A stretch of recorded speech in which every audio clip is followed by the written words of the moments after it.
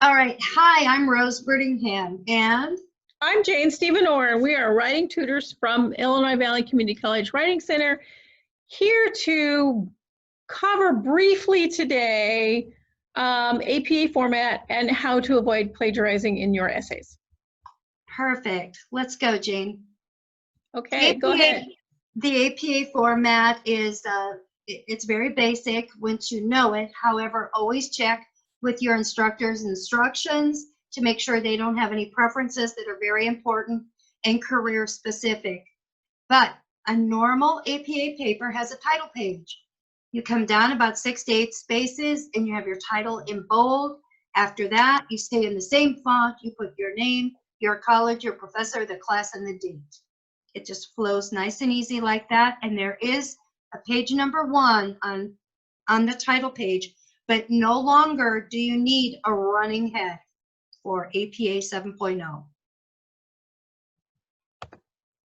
With that said, there are 4 major components to an APA paper.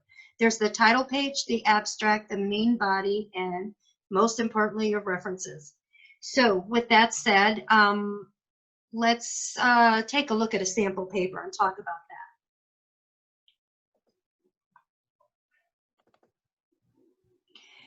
This is page 1, obviously, just as we were saying. There is no running head up there, just a page number 1, your title. And let me just talk briefly about an abstract. If you had one, it would be on the very next page, and it's your opportunity to sell the reader on the great sources that you chose for your essay. All right, it doesn't have to be more than 250 words. It's just very brief. No citations, no quotes. Just tell the reader why you use those sources and why you think they're valuable. Obviously, this student did not have to have an abstract, but if they did, where you see the title, you would actually see in bold font centered abstract.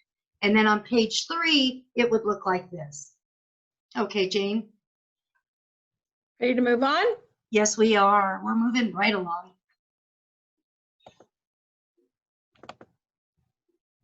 All right.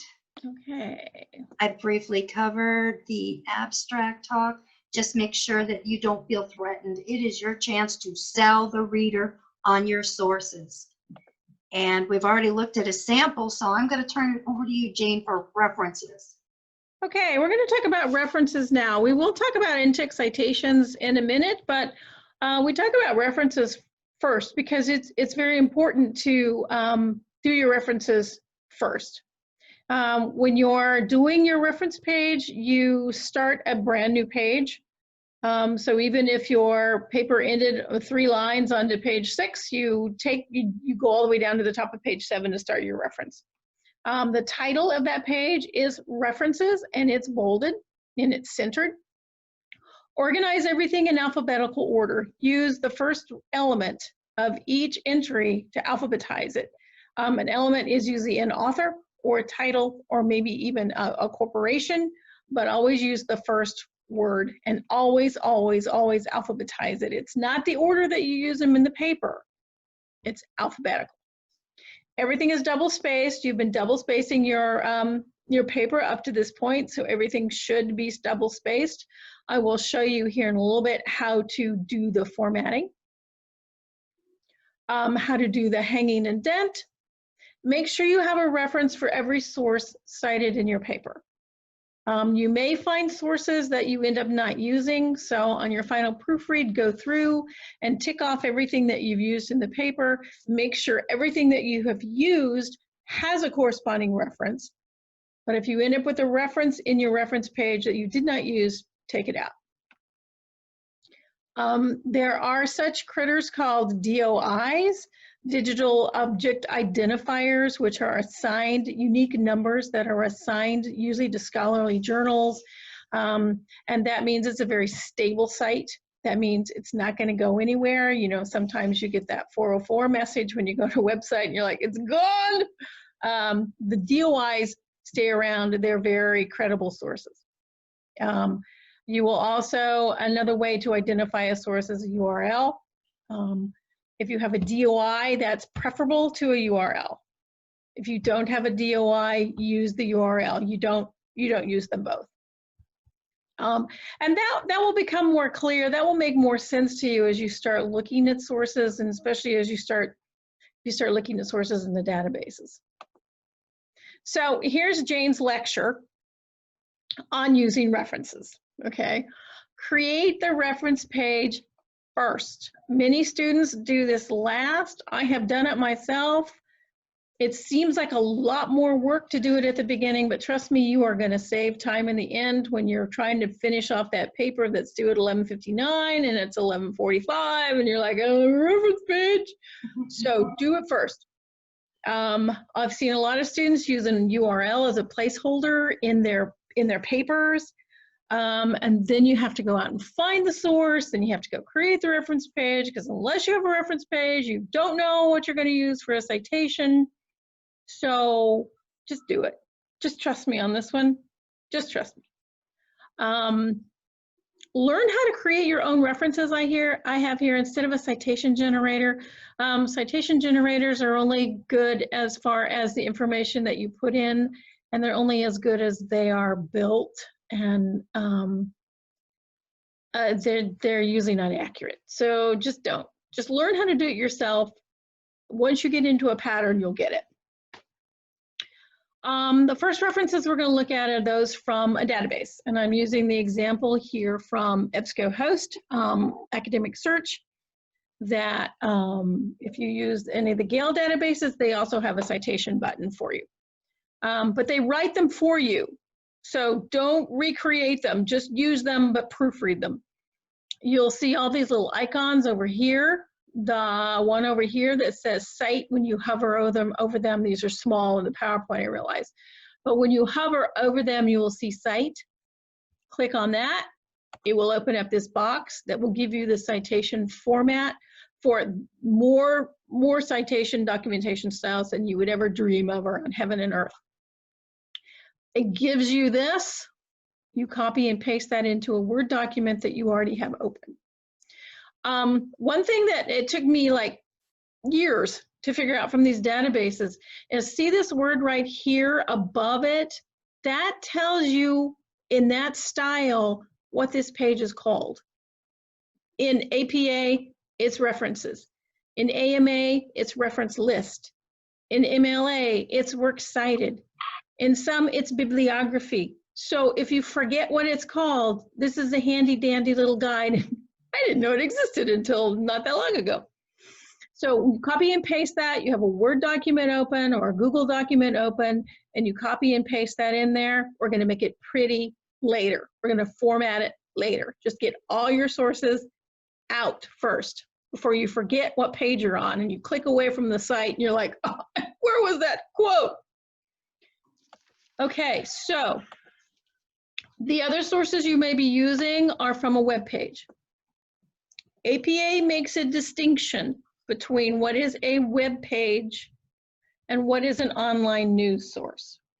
If you're used to MLA, MLA does not do that, but APA makes a distinction. So first I want to look at web pages. There's a very standard format for it. Author, last name, initials. APA does not use full first names. You may have like Rose Brittingham. It would be Brittingham, comma, R. You could have someone who has a first name and a middle name listed. It would be Stephen Orr, comma, J period, E period. Okay, so look at how the author's name is, use initials. APA always wants the date that it was published. So this is the format that you do it. You put it in parentheses with the year, comma, the month, and the date. If you don't have a month and a date, you put the year. We'll talk a minute what you do if you don't have a date. The title of the web page is in italics. This may be new for some of you. The site name is plain font, and then you want the URL. And here's an example for you. The last name, comma, P period, the date. Okay, we're going to do a little editing in real time here. We don't want quotation marks there. We just want italics. And see, this is why you have references. This is why you have the Writing Center to go to. There are so many little details. There's so many ins and outs that Rose and I are always looking up things. We're always looking up things and double checking. So use the references that are available for you. You can't hold all this stuff in your brain. Okay, so anyway, title of the page, title of the website, and the URL. It's very simple, it's very straightforward. This is your template that you use. Now, if there is no author, because a lot of web pages do not have authors, then you move to the title.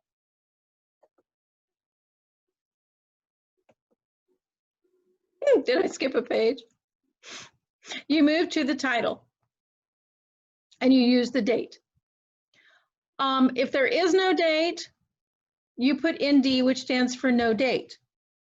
APA still wants to know, I did my due diligence, I looked, there is no date. You can't just leave it off.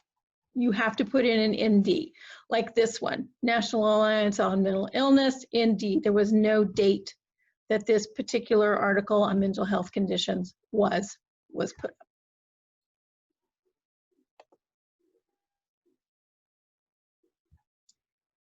This is the one with the title with no author I was looking for earlier, okay?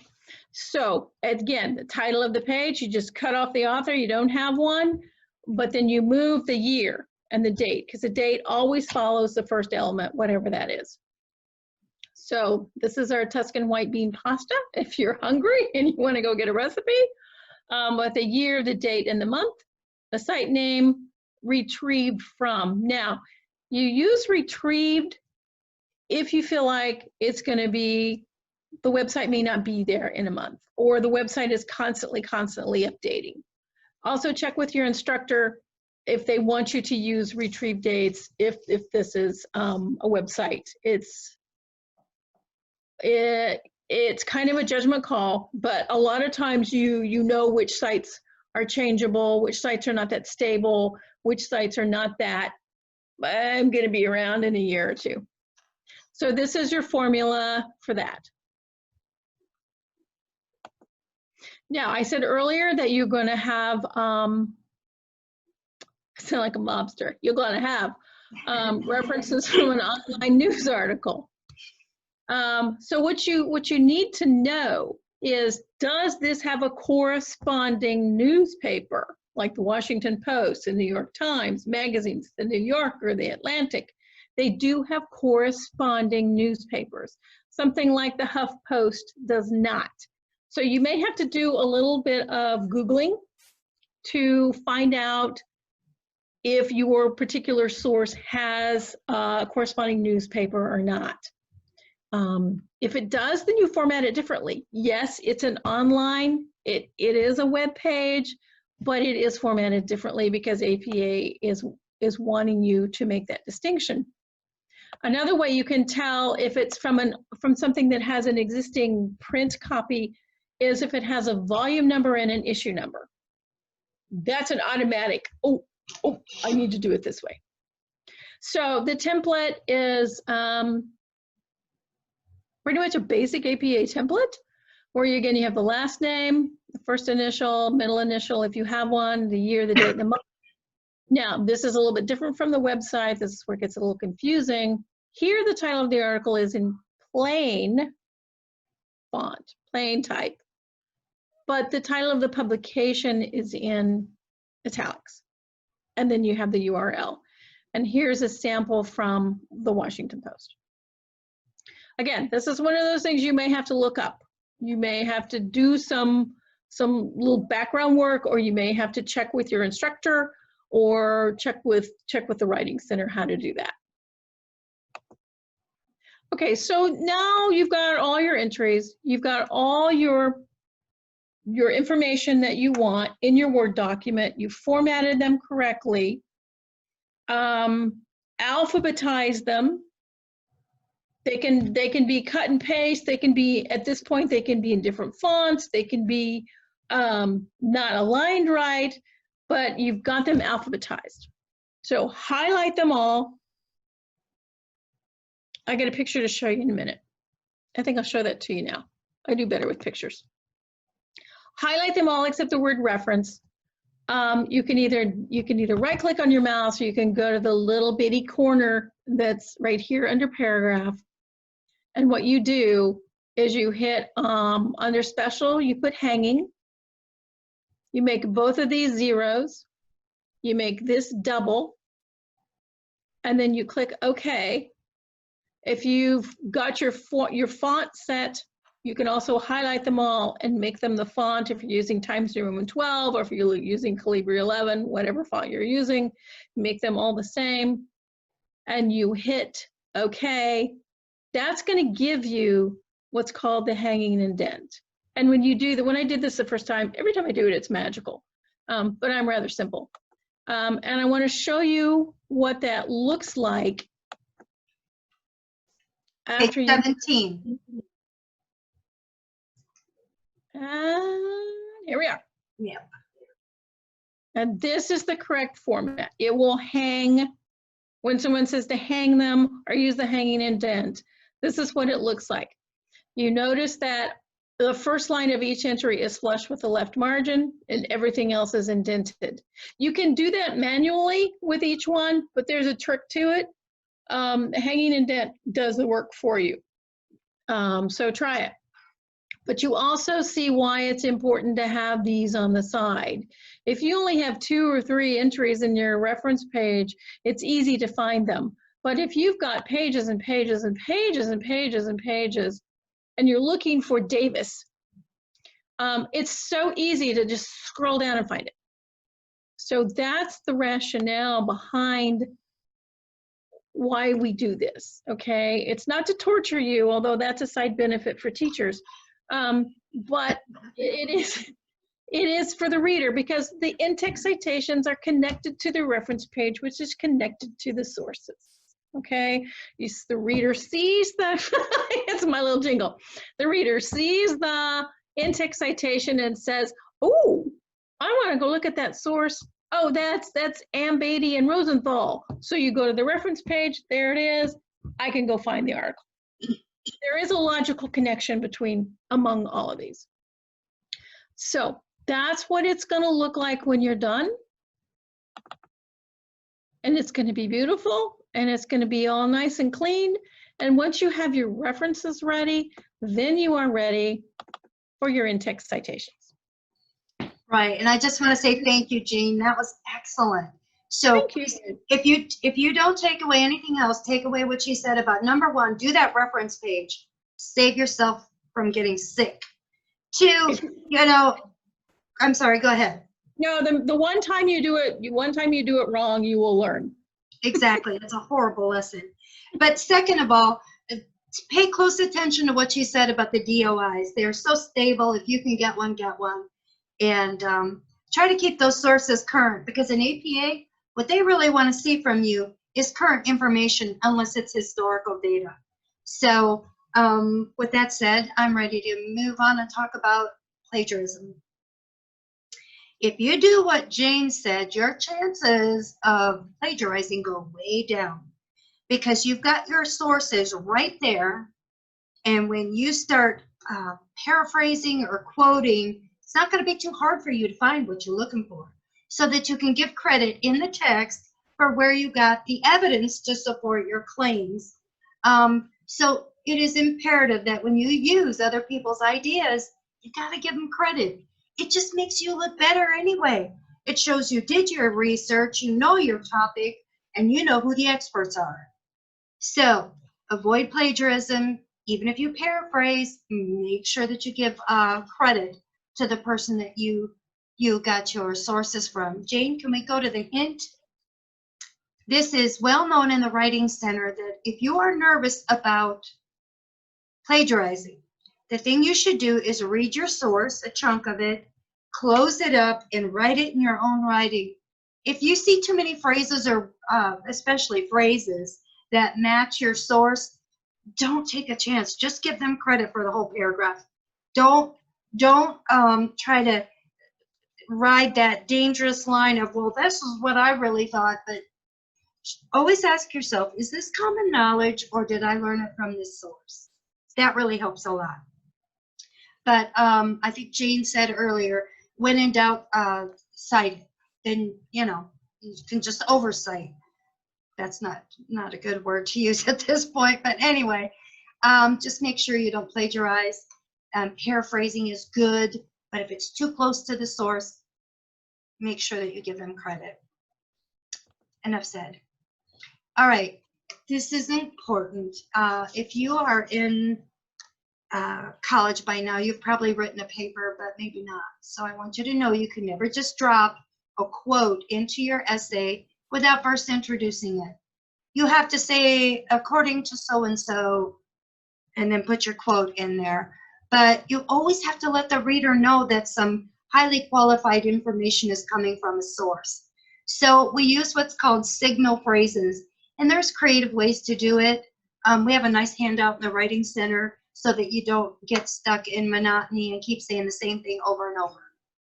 Next, please. When it comes to citations in APA style, you always want to have, in a perfect world, you'll have the author's last name and the date that the publication was posted and the page number. But we're going to show you various examples because just like in the reference page, you don't always have all those things available to you. So let's look at a few examples here. Let's look at Mr. Beale. If you want to introduce him, you don't have to put his first name because when they go to the reference page, they're going to be looking under B for Beale. But you could say, according to Beale, and then you tell what his publication is and the year, just like that. And then you give your quote. You can put the page number at the end. There's so many ways of doing this. Here's an online celebrity fitness that we looked up and created for the massage therapists here at IVCC. And we set up this example for them. There was no author, so they just used the website and the year. With that said, Can I add something here, Rose? Yes, please. Okay. I see it too. I see what you see. Yeah, because I had talked about references that don't have a date. Right. We're going to pretend this one didn't have a date, but you still have to do that. Thank you. Okay. Even if there is no date, you still, okay, real-time editing. See, even people who do this for a living have to proofread, and there we go. So you still have to show if there's a date or not. So don't think you're off the hook if you don't have a date. Sorry, Rose. No, thank you. Thank you. I saw what you saw, and it was like, oh. And I know you're going to fix that little comma before we go. I know, because it's going to. It would drive me crazy, too. This is what you call. There's your space now. We're good to go. Okay. Let's talk about the great people at the Writing Center. Now they know our obsessions. Okay. Yeah, we are obsessed, but that's kind of what makes it work. All right. At IVCC, we have a great Writing Center with qualified tutors to help you with every step of the writing process. And I just want you to know that as soon as you come in, we introduce ourselves like Jane and Rose and Amy and Catherine and Jean, whoever it is, they'll introduce themselves. And the first thing they're going to ask you for is a copy of your assignment and your reference page, because we want to look at those references to see how you use them in your essay. But we get you signed into Academia, which is our current tracking system. Upon request, this way we can let your professor know, yes, you did come for tutoring for your APA paper. And we often suggest another appointment after we make a lot of suggestions or show you ways to correct a pattern of errors in your writing. But just know it helps us. It's imperative. Come with the assignment, come with your essay, and come with questions. And if you don't have questions, we'll look at it from above, and we'll look at your focus, your thesis, the development of the essay, make sure it's got good flow. That's what we, I don't want to say we live for, but that's what we work for, is to make sure that you have a very active voice and that you're getting, we want you to convey your message the best way possible. So I can't think of anything else right now other than we help you with every part of the writing process. Could you wrap this up for me, Jean? I can try. Yes, as Rose says, we do help you with every part of the writing process. Even if you come to us and you don't have a reference page, that's fine. We'll help you build one. We have students who come in and say, I don't know how to start. I don't understand what I'm, that's fine. Well, that's fine, because sometimes you get an assignment and you're like, I don't know what to do with this. And so we can help you brainstorm, we can help you talk through it, we can help you outline, we can help you at every stage of the writing process. Because it is a process, and it's not something you're just going to sit down and do. It's not one and done. As much as I would love for it to be one and done, it's not. And we don't expect you to hold all these rules in your head at one time. You've got enough going on with school and work and family and everything that's going on in your lives. We don't, Rose and I, like I said, we look up stuff all the time.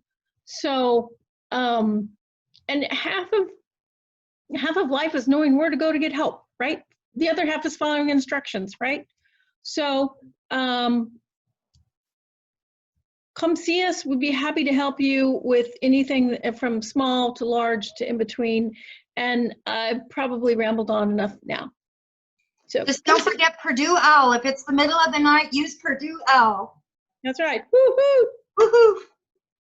Go IVCC. All right. Goodbye.